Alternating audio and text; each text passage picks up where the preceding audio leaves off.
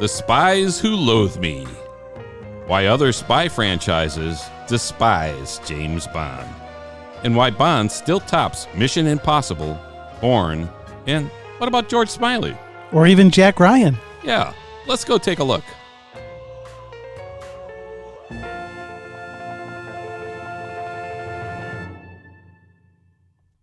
Hi, this is Dan Silvestri And Tom Pizzato. from SpyMovieNavigator.com, the worldwide community of spy movie fans, spy movie podcasts, videos, discussions, and more.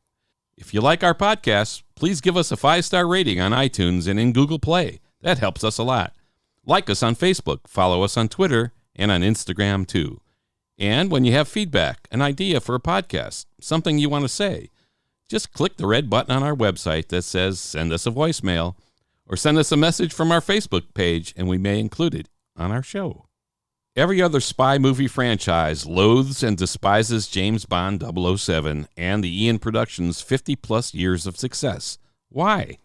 Well, I actually think it's jealousy because no other franchise, let alone spy movie franchise, has survived and thrived for over 50 years on the big screen, in books and in novelizations. Bond is big, and it may always remain big if EON Productions continues to do the right things. Some things more right than others from one movie to another, but they have pretty much done the right thing for 50 years.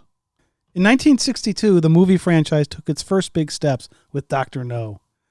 Dr. No cost $1 million to produce, and it grossed over $59 million, which gave EON Productions a pretty good start in the James Bond 007 franchise business. In fact, if you look at it, that's 59 times their money. It's amazing. They made back. There's not a lot of businesses that can say that. That's a hell of a start for the franchise. Yeah, it's a good start. And really, just as a reference point, at that time, the average household income in the United States was about $5,700 a year. And in the UK, for the average male, it was about 815 British pounds a year. So $1 million. That was a lot of money. Somebody was a lot of money. That was a lot of money. I think we'll do another film. Yeah, there's an idea. Following up Dr. No with a smash hit From Russia with Love in 1963, which had a production cost of double that of Dr. No, $2 million, and now a worldwide gross of almost $79 million, and EON was rolling in the dough. That's a very good thing for a producer to do, is put out a movie and just roll in the dough. Then comes Goldfinger in 1964, a huge success financially. That one cost $3 million to produce, and its worldwide gross was almost $125 million, and the money kept rolling in. That's amazing. You can fund a lot of projects with the revenue produced from just these three movies alone. Exactly. And this is from the worldwide box office receipts. Nothing to do with the licensing of images, toys, and everything else, which is all going to come out. Exactly. And so just this is pretty amazing. Yep. Now, it doesn't include their marketing costs and stuff like that. You know, that's a separate item in their spreadsheets and stuff. But we're just going to look at production costs and gross worldwide box office receipts for the things we're going to talk about today. And this is amazing stuff. And the weird thing is, you look around and there's no other spy movie franchise to be seen. You've got this kind of revenue coming in, and they've got no competition. Albert Cubby Broccoli and Harry Saltzman hitched their wagon to a star in the Ian Fleming James Bond 007 franchise. That was a good star to hitch on. Yeah, Fleming was happy, and now the Fleming estate today is happy.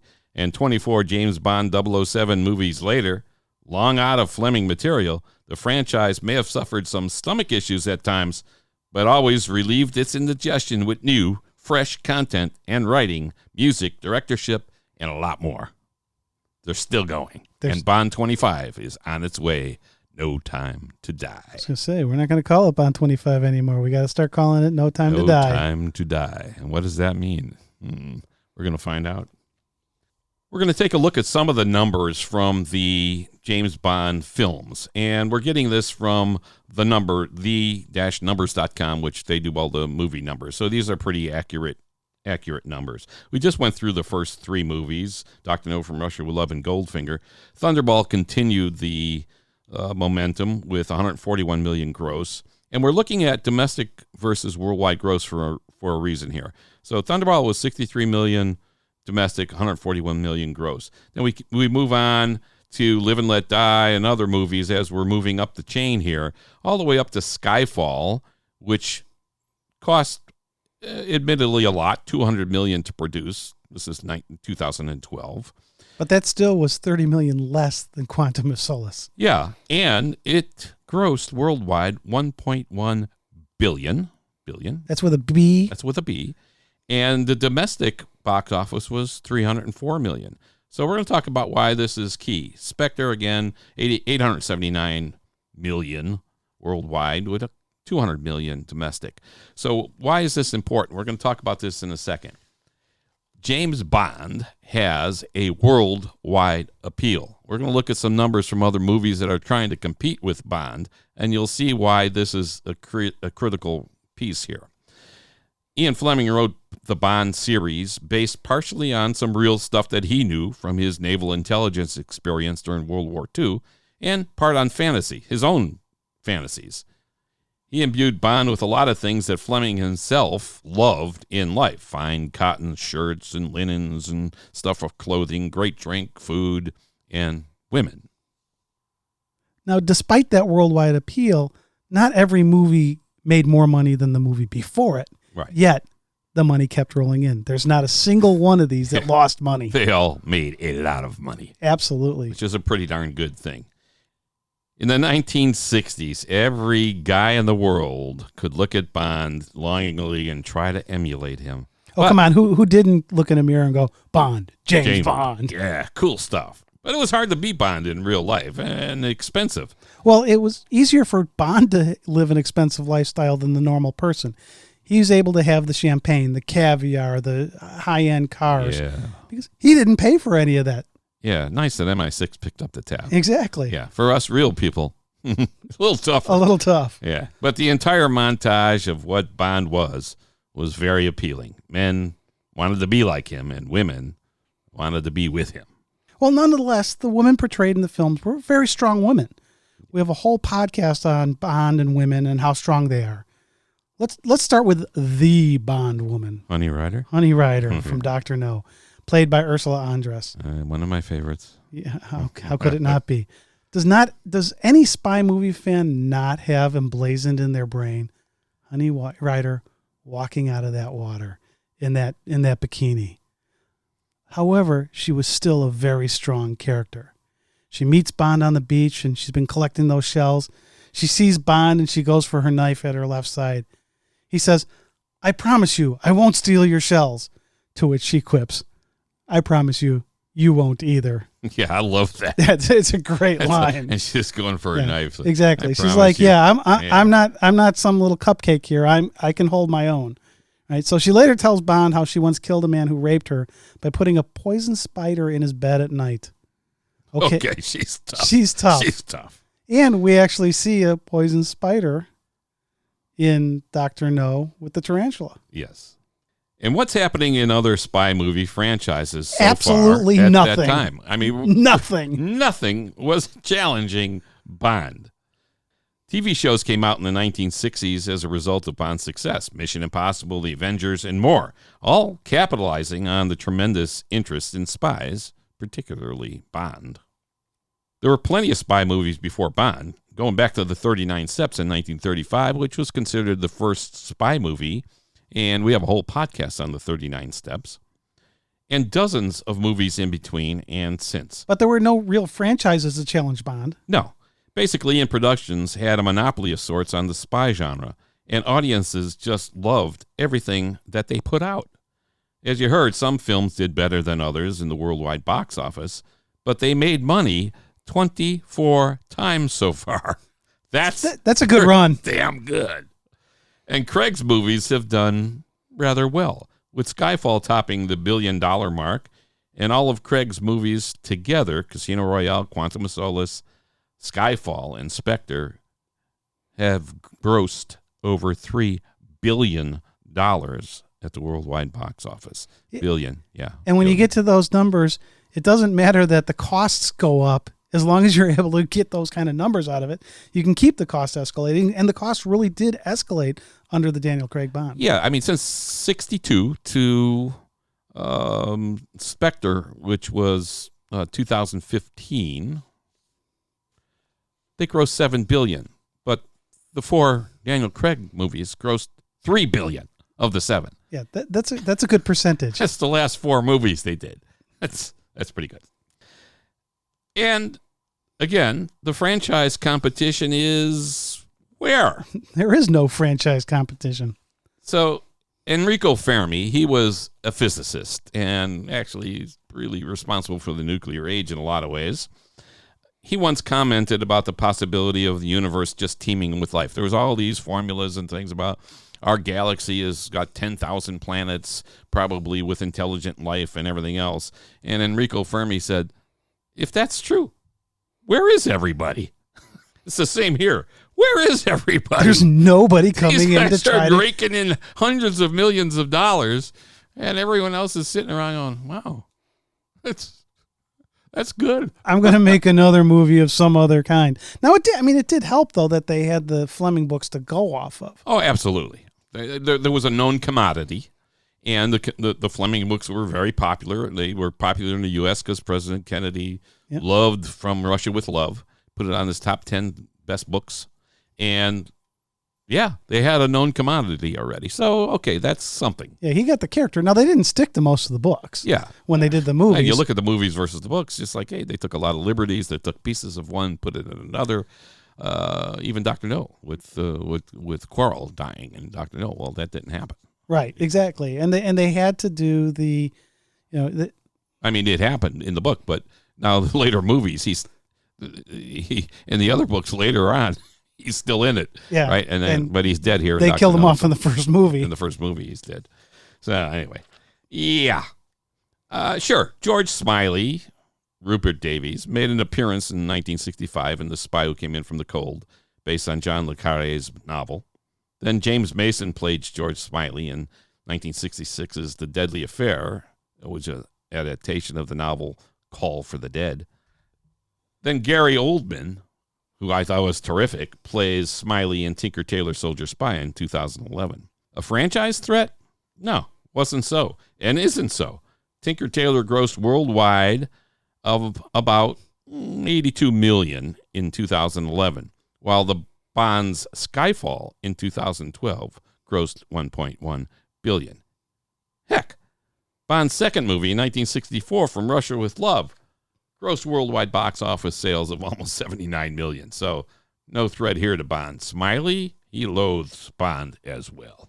Well, I look at that and I kind of think, if they had tried to do the George Smiley character with the same actor for the first few films, like what Bond did, and then establish the changing the character, I wonder if that might have helped them. I think it would have helped, and we're going to see the same thing with Jack Ryan, really. Yes, exactly. Another problem. Think about it. Bond has been dominant throughout the 1960s, the 1970s, the 1980s, and into the 90s without a serious threat of another franchise decoding their success. What were these producers thinking about? I don't know. I mean, like you see box office gold. It's like Enrico Fermi. Where is everybody? And now everybody seems to copy everybody else, and they didn't do it here. Yeah. I mean, Pierce Brosnan first played Bond in 1995 in GoldenEye, but there had been about a 6-year wait between Timothy Dalton's License to Kill, which I loved, and GoldenEye. That's a long time. Yeah, unfortunately, we're starting to get to those type of time frames between the Bond movies. Yeah. Bond delays between films had other filmmakers thinking. Now they're finally thinking in the mid-90s, right? But Bond seemed to survive the long gap between films. Really, audiences were loving Bond again with GoldenEye. But will more delays in Bond film productions be coming, or are they back on schedule? Al? The Brosnan movies came out in pretty quick succession. GoldenEye in 95, Tomorrow Never Dies in 97, The World Is Not Enough in 99, and Die Another Day in 2002. So it seemed like EON Productions were back on schedule. They were back on that repetitive cadence. Producing Bond films regularly. Not like the early 60s where it was every year, but pretty regularly. Yeah, so that actually, them coming back in here like this on a cadence, it's got to be good and bad for other producers. Good that they're keeping up the interest level in audiences worldwide, but bad in that the only franchise in spy movies was back on track, and audiences were accepting the new Bond after waiting so long. Right. So they were back on track and successful again. So what was the first big assault on Bond? Well, there were other spy movies in the 90s. There were 3 Jack Ryan movies based on the books of Tom Clancy that came out in the 90s. We had The Hunt for Red October in 1990. And now that was with Sean Connery. Yeah, right? Exactly. And that one actually, that returned 6.5 times on the ROI. That's actually they made good return on their investment on that one. Now, Patriot Games in 92, that one, they made money, but they only doubled their money on it. Clear and Present Danger, and then you had additional ones like The Sum of All Fears in 2002, and then Jack Ryan's Shadow Recruit. These films all made money, and these were definitely the biggest assault on Bond to date. 3 Jack Ryan films produced and released during the Bond hiatus. So we're between the Bond movies. Why did we get these things out, and why did they produce? Because Jack Ryan was the first spy to loathe Bond. Yeah. Why should Bond be raking in all the dough for over 3 decades? And the other thing about that is he was a very different style. So let's take some of his money, cash in on the absence of Bond from 1989 to 1995. Yeah, Come on. Jack Ryan was just as cool. And there were many other spy movies in the 1990s, like The Russia House in 1990. Yeah, that barely made money, though. Has Sean Connery in it, which is, again, looking back to his old Bond days. Now you got a competing kind of thing here. Then Ronin. Yeah, no, in 1998. That movie's great because they actually went out and they said, okay, what was Bond doing right? So they went out and they got 3 of the James Bond villains in there. They brought Sean Bean in from GoldenEye. I love Sean Bean. Jonathan Pryce from The World Is Not Enough. That's good. And Michael Lonsdale from Moonraker. I mean, they're bringing in these villains from the Bond movies to try to boost it up. And again, they barely made their money back. Yeah. And then there were other spoofs, too, on comedies like Spy Hard in 1996. Yes. Agent WD-40. Yeah. Austin Powers, International Man of Mystery in 1997.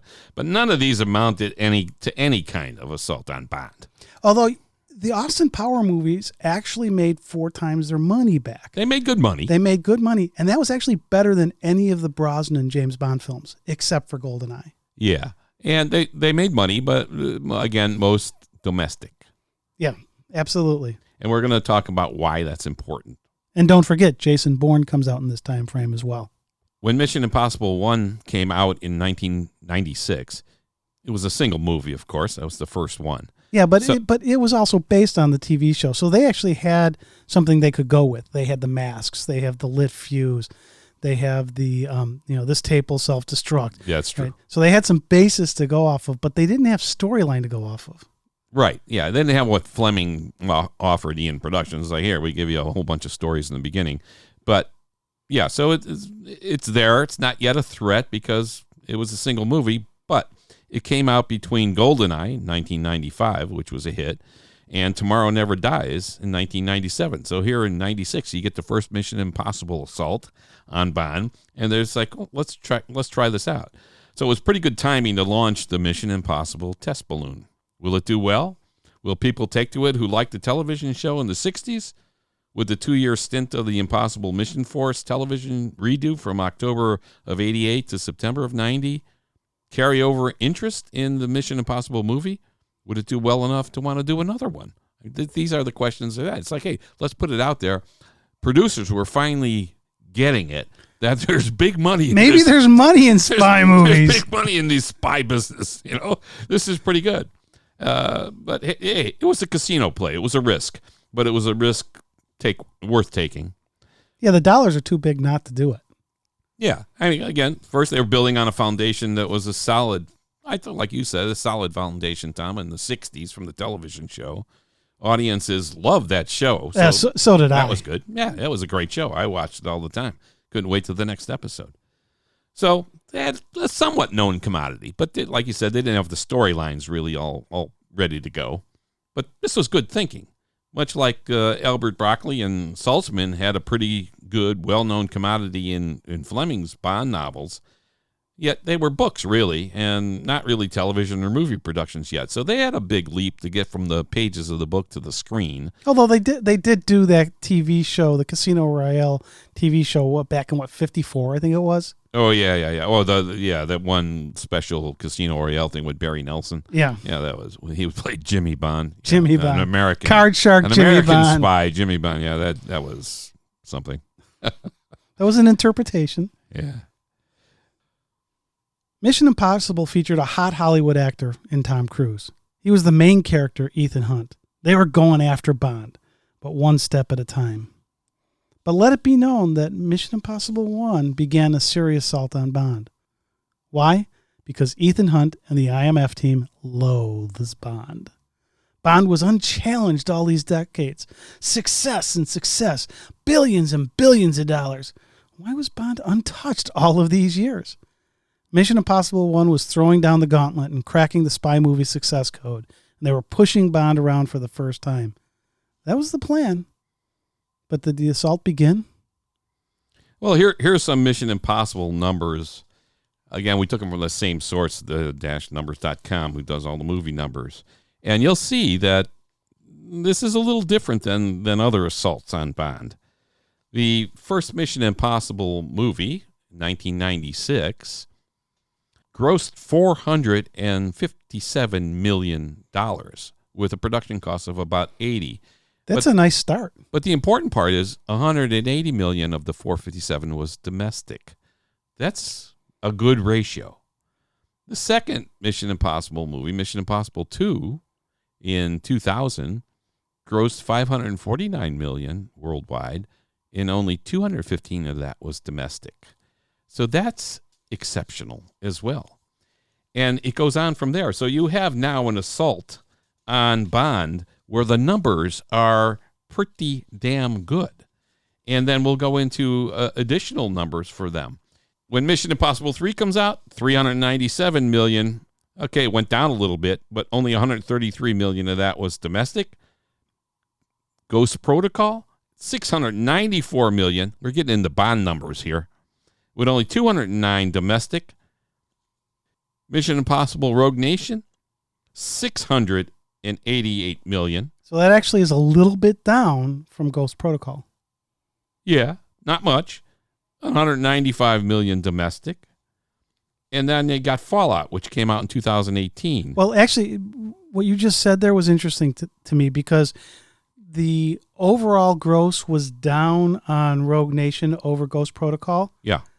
But the percentage of what was domestic versus worldwide actually did better with it than did domestic. And this is important. Domestic versus worldwide.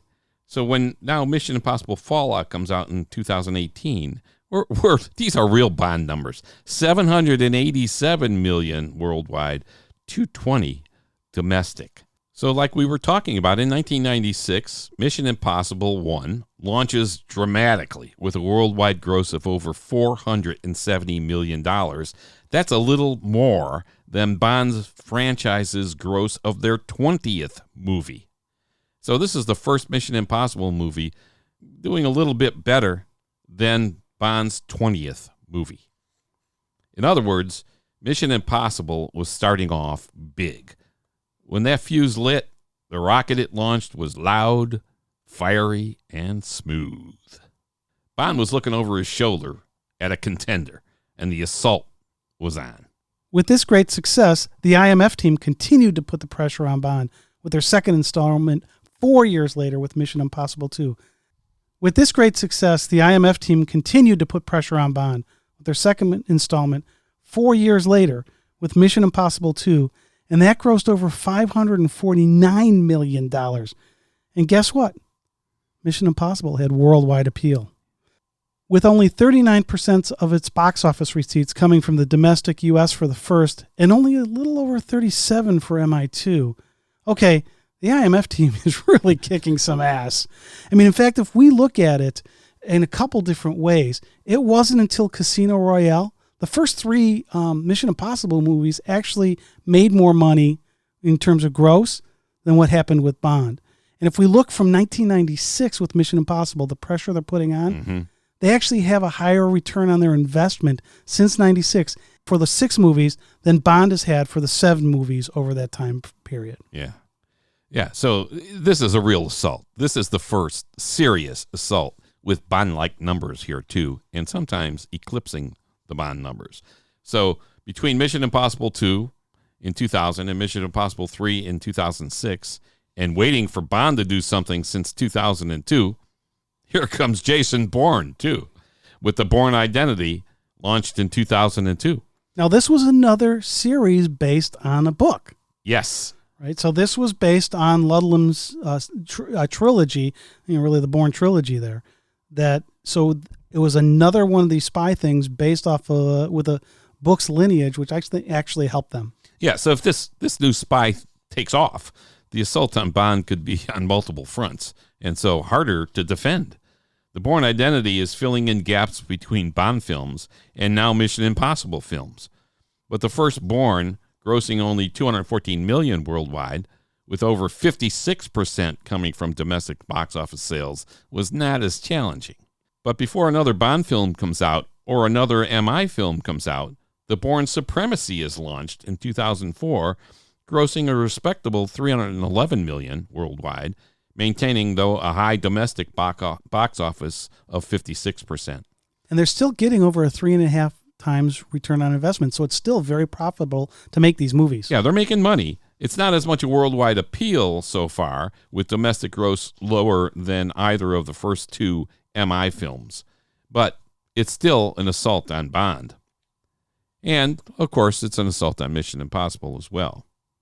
So in 2006, Mission Impossible 3 came out, but it grossed only $397 million. I'd like to be able to say only $397 million, right? But only 33% of that came from domestic revenue. That's important. And it came out after a 6-year gap between MI2 to this film, right? So that's a long time to wait. I mean, those are Bond-like waits. Yeah. Well, they have gaps like Bond did right when they started to get on a roll. And after the wait, it really was the weakest revenue-wise of the new assault on Bond. And still, $397 is nothing, or $397 million is nothing to sneeze at. No. Right? So I think the assault is formidable here. Yeah, I think somebody finally figured it out. Yeah. But now in 2006, Bond is back, and with a vengeance. Casino Royale with Daniel Craig as Bond for the first time blows the doors off worldwide box office numbers with $594 million, with only 28% domestic U.S. box office sales. That's important, maintaining his dominance as a worldwide spy.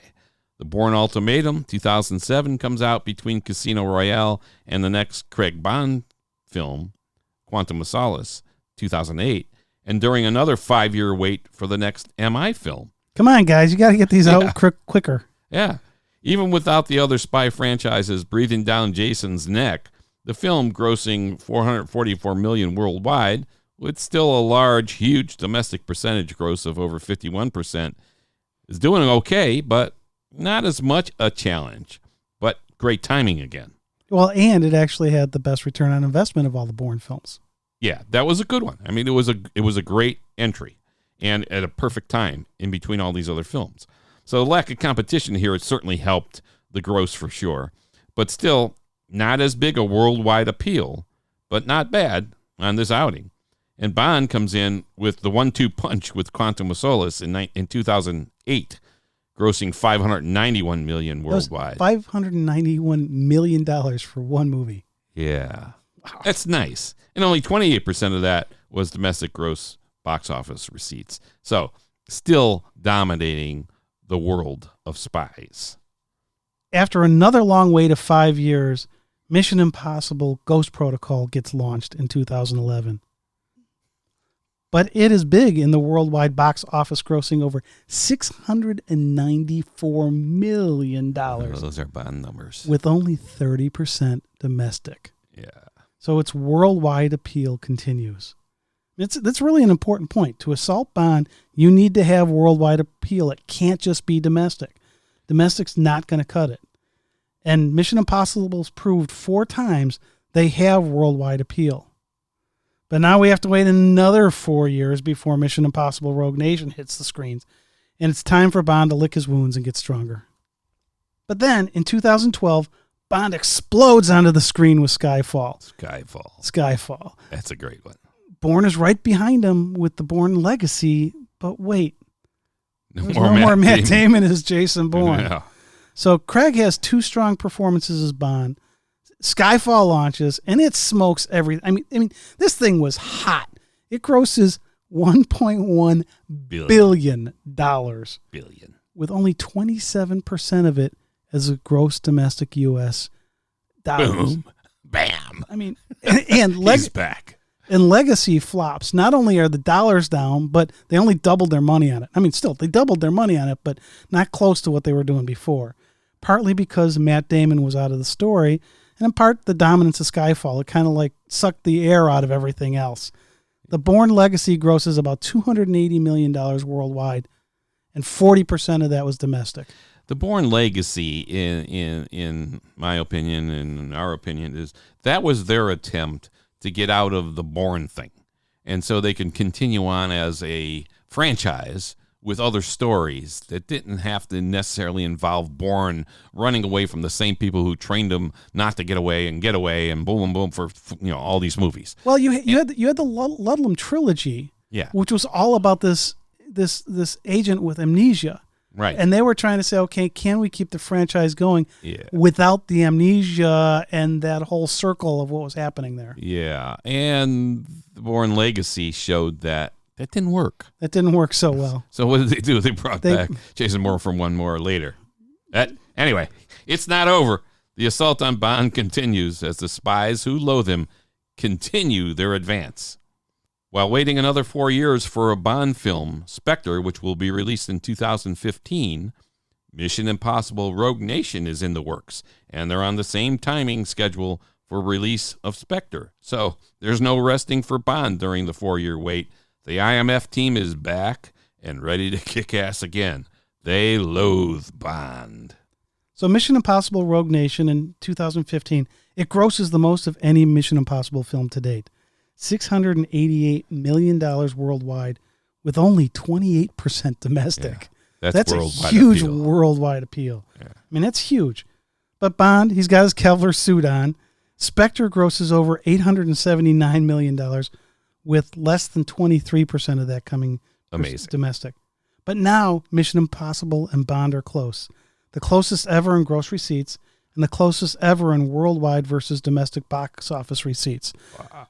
Now, the cool thing to me is, in 2015, those 2 films grossed over $1.5 billion. 2 films. 2 films for spy films. That's amazing. That's an amazing number. Worldwide appeal. So this is cool. But as Spectre wraps up in 2015, and No Time to Die is not scheduled for release until 2020, the next Bond film, there's another 5-year wait. So both Mission Impossible and Bourne reload. Jason Bourne hits the screen in 2016 with Matt Damon back and grosses $416 million worldwide, the best since the Bourne Ultimatum in 2007, with a still high 38% domestic gate. And we're back in over around 3.5% or 3.5 times return on investment. Yeah, not bad. But Jason Bourne is filling in the gap again for the Bond fans. And here comes Mission Impossible Fallout in 2018, while we still wait for Bond. Now, Fallout grosses $787 million and only 28% domestic. Yeah. Now, Bourne, I actually think Bourne's done. Yeah. Right? I don't know how you take that franchise forward. They flopped with the Bourne legacy, and that was their attempt to take it forward, I think. I think they're in trouble. Yeah, and Matt Damon's done a bunch of other spy-type movies since, and kind of interweaving in here. I'm not sure that there's really anywhere to take that thing.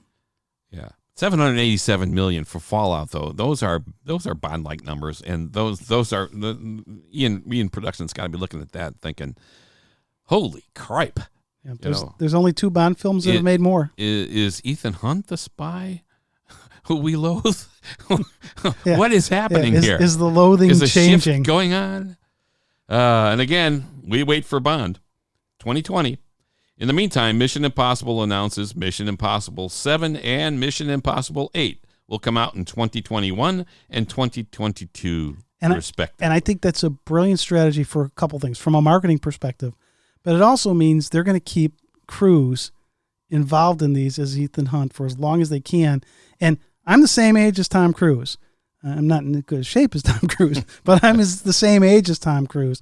So I can't imagine doing these stunts that he's doing much, at my age now, for him to be able to do this for another 2 more years.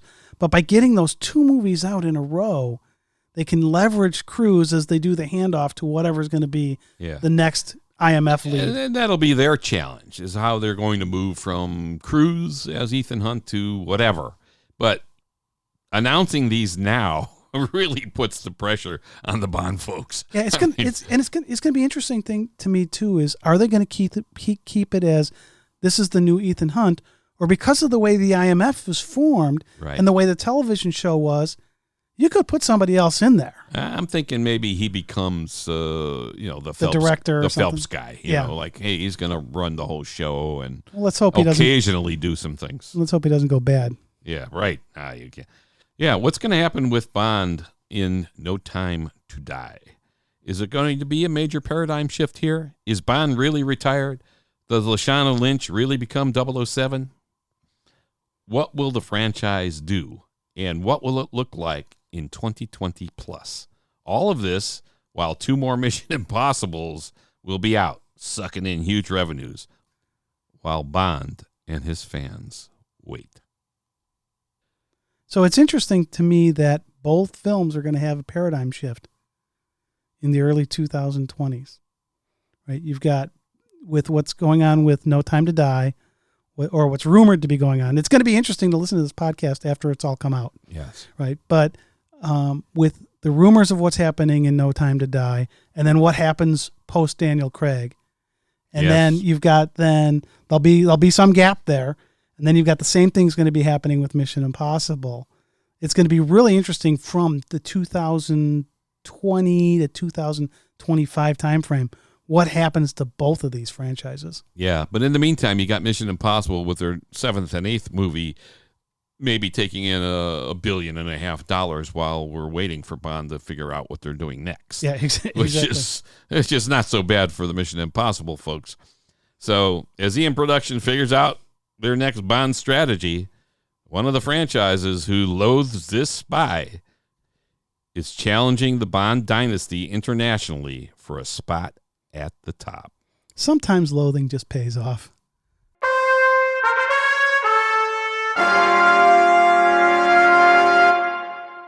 This has been Dan Silvestri and Tom Pizzato from SpyMovieNavigator.com, the worldwide community of spy movie fans, spy movie podcasts, videos, discussions, and more.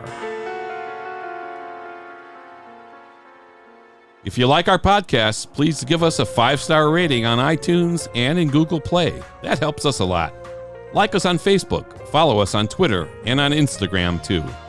And when you have feedback, an idea for a podcast, or something else you want to say, a question, whatever, just click on the red button on our website that says send us a voicemail, or send us a message from our Facebook page. Thanks for tuning in.